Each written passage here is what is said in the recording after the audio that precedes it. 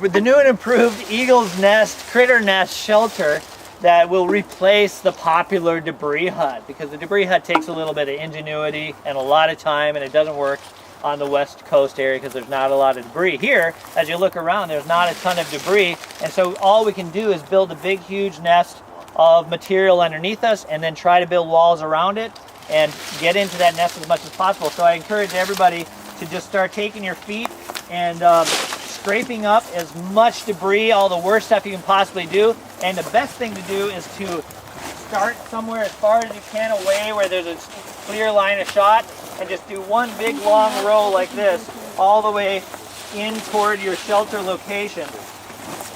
And this is going to be your bottom layer of your shelter.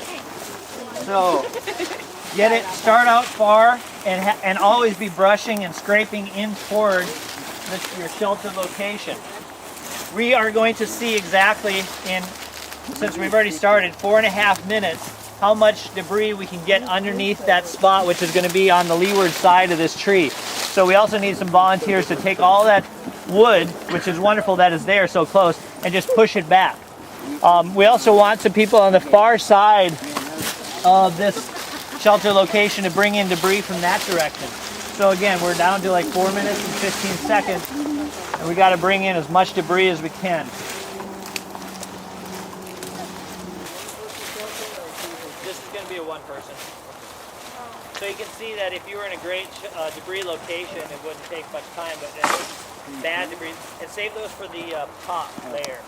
Those are the best for right underneath them. We want to get rid of this? All the Douglas fir boughs, don't put them on yet. Put those on last. Just put them off to the side for now. Okay. Can that be part of the... Well, remember, the first step on making an eagle's nest or a survival shelter is to position it on the leeward side of some wind block. Second thing, get yourself up off the ground.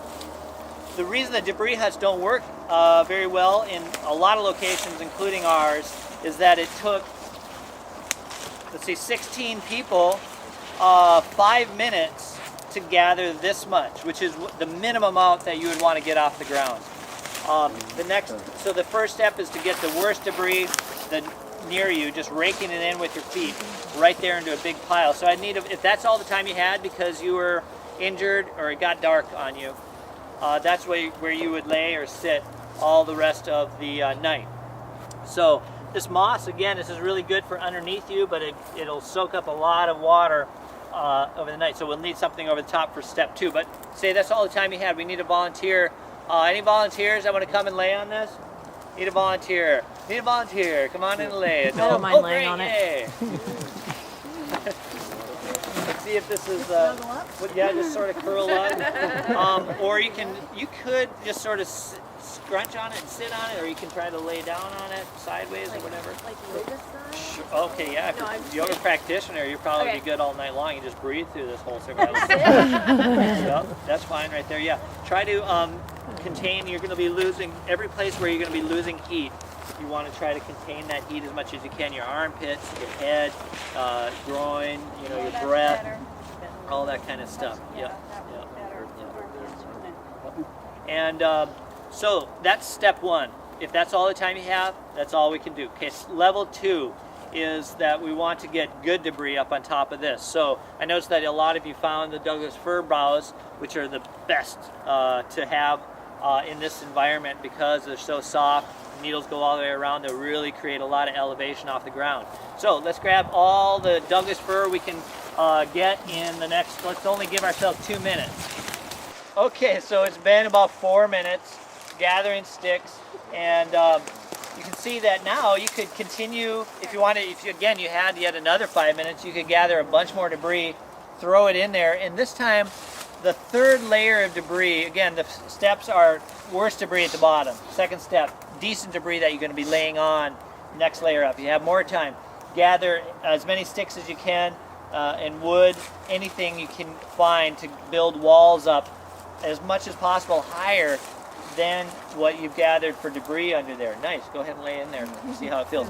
The next layer of debris that would be great to find would be, again, these Douglas fir boughs would be fine, grasses, and other things that are kind of like long, debris pieces. Leaves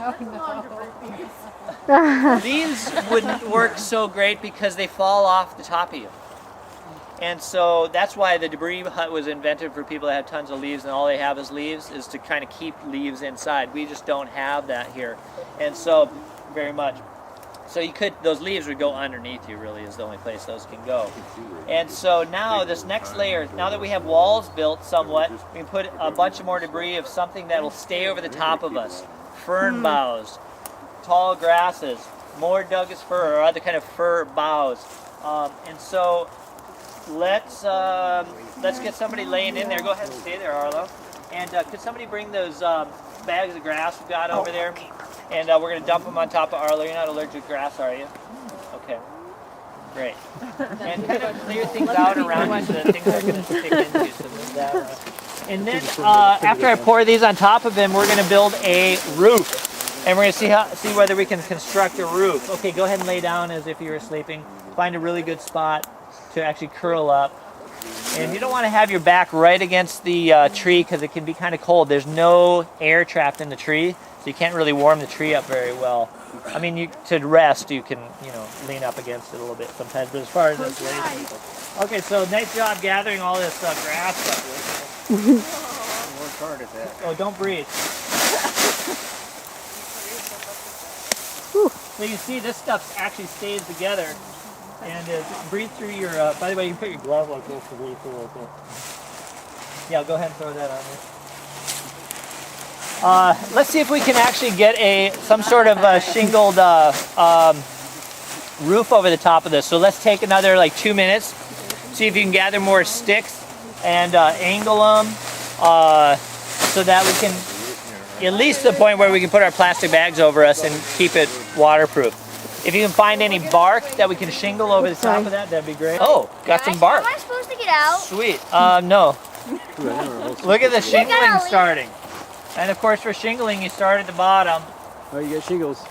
And now we just need to spend about an hour gathering more of those. And you can shingle this whole thing. However, it needs to be on a support system. So then all these sticks would be better, unless you can find a bunch of them to really make a big lean-to. Not quite yet, no. I would probably break a lot of these sticks down and just create a sloping roof right here. And then if I had even more time, I would shingle that up. So you can see that if you have enough debris, you can go ahead and get out. Finally. And I'm going to try to climb in there unless somebody else wants to. I want to stay in. So this is an adult-sized eagle's nest. Come this way and I'll help you. No, I want to stay in. We need you to come out and then try an adult to get in there.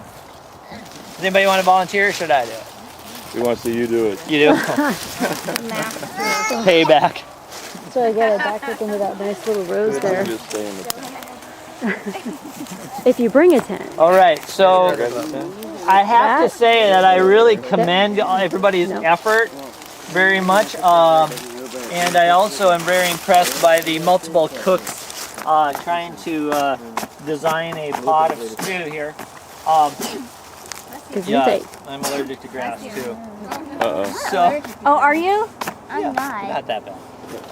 He's just dusty. Cat. So I'm gonna, again, you got stuck in my nose. layer 1, bad debris. Layer 2, good debris. You'll be actually down in there laying on.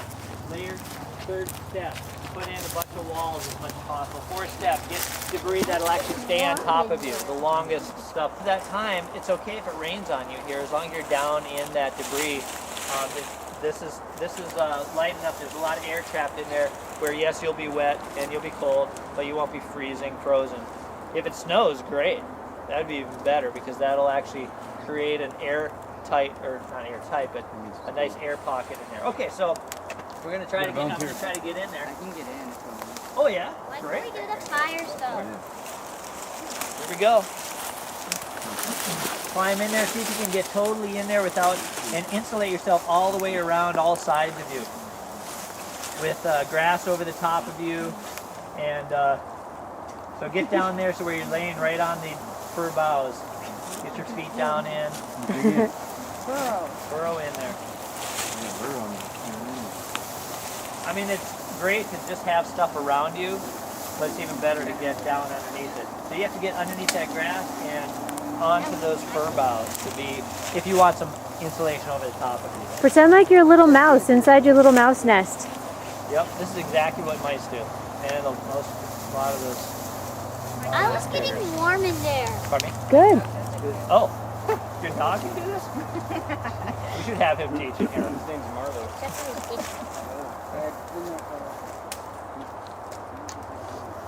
All right. Well, it seems like for a short workshop, they may be about as far as we can get. And then you can pull more grass over the top. You just grab it and pull it over.